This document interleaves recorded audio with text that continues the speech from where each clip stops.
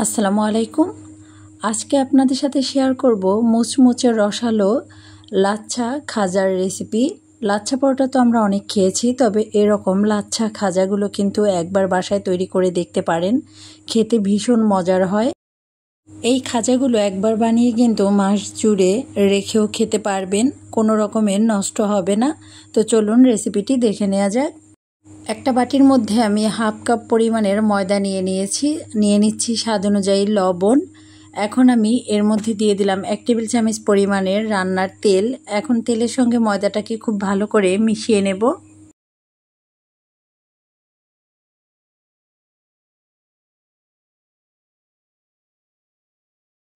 সব কিছু আমি ভালো করে মিশিয়ে নিয়েছি, আর হাতের মধ্যে যখন দেখবেন এভাবে মুঠ করে নেওয়া যায় তখন বুঝতে হবে যে ভালোভাবে মেশানো হয়ে গেছে। এবার আমি অল্প অল্প করে পানি দিয়ে একটা ডো মেখে নেব।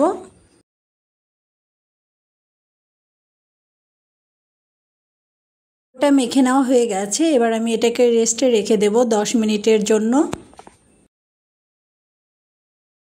একটা বাটির মধ্যে নিয়ে নিচ্ছি 1 টেবিল চামচ পরিমাণের কর্নফ্লাওয়ার, আর নিয়ে নিচ্ছি তেল। এখানে আমি 2 টেবিল চামচ পরিমাণের তেল দিয়ে নিলাম।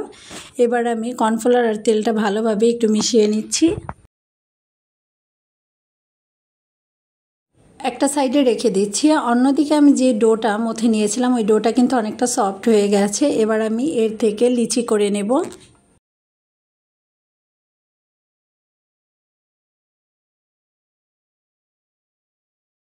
ছোট ছোট করে আমি লিচি করে নিয়েছি। এবার আমি একটা বোর্ডের উপরে নিয়ে নিচ্ছি আর ছোট্ট একটা রুটি বেলে নেব। তো কিছুটা শুকনো ময়দা দিয়ে দিলাম রুটি বেলার সুবিধার্থে।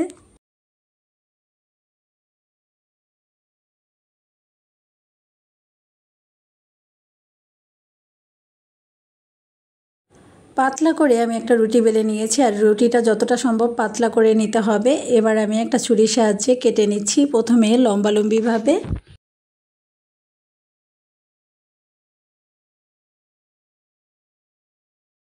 যতটা সম্ভব চিকন চিকন করে কেটে নিতে হবে, তাহলে কিন্তু খুব সুন্দর লেয়ার হবে।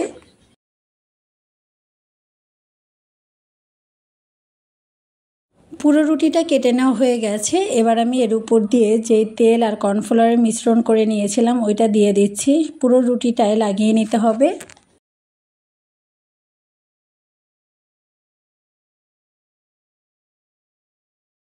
মিশ্রণটা লাগিয়ে নেওয়ার পরে উপর দিয়ে কিছুটা কর্নফ্লাওয়ার দিয়ে দিচ্ছি।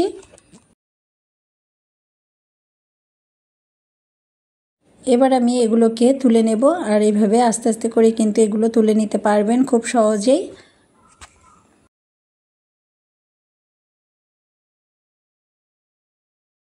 এটা আসলে দেখেই বুঝতে পারবেন, এটা বলে দেওয়ার কিছু নাই। তো এইভাবে কিন্তু আমি এটাকে পেঁচিয়ে নিলাম, আর একটু পানি লাগিয়ে আমি পিছনটাকে এইভাবে আটকিয়ে দিলাম, এতে করে কিন্তু ভাজার সময় খুলবে না। তো একইভাবে আমি সবগুলো লাচ্ছা খাজা বানিয়ে নিয়েছি। এবার এগুলো ভেজে নেব।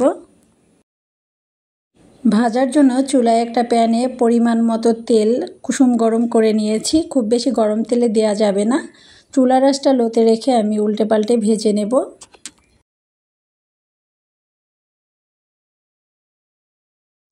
দেখতেই পাচ্ছেন খুব সুন্দর লেয়ার বোঝা যাচ্ছে কিন্তু। আর অবশ্যই এটা চিকন করে কেটে নিলে এই লেয়ারগুলো কিন্তু খুব সুন্দর বের হবে। তো সবগুলো কিন্তু আমার ভেজে নেওয়া হয়ে গেছে, এর থেকে বেশি কালার করব না। এবার তেল ছেঁকে তুলে নিচ্ছি।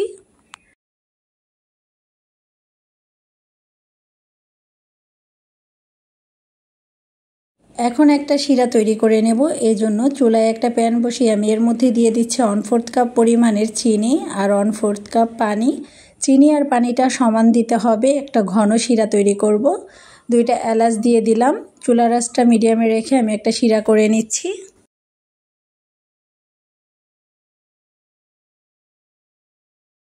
চিনির পানিটা কিন্তু ফুটতে শুরু করছে, দেখতেই পাচ্ছেন, আর অনেকটা ঘন হয়ে আসছে। এটা একটু ঘন হয়ে আসলেই নামিয়ে নিতে হবে। খুব বেশি ঘন বা পাতলা রাখা যাবে না। খাজাগুলো যখন হালকা গরম থাকবে সেই পর্যায়ে শিরার মধ্যে দিয়ে দিতে হবে। তো আমি শিরাটা একটা বাটির মধ্যে নিয়ে নিলাম। এবার আমি একটা চামচ দিয়ে এটাকে নেড়ে চেড়ে শিরাটা লাগিয়ে নিচ্ছি।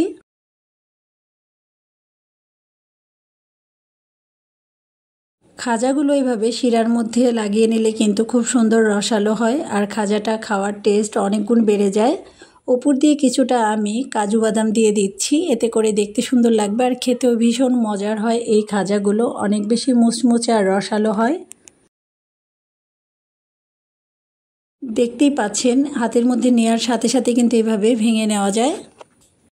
আশা করছি আজকের রেসিপিটা আপনাদের ভালো লেগেছে। ভালো লাগলে অবশ্যই ভিডিওটা বেশি বেশি করে শেয়ার করে দেবেন আর কমেন্টে জানাবেন। সবাই ভালো থাকবেন। আল্লাহ হাফেজ।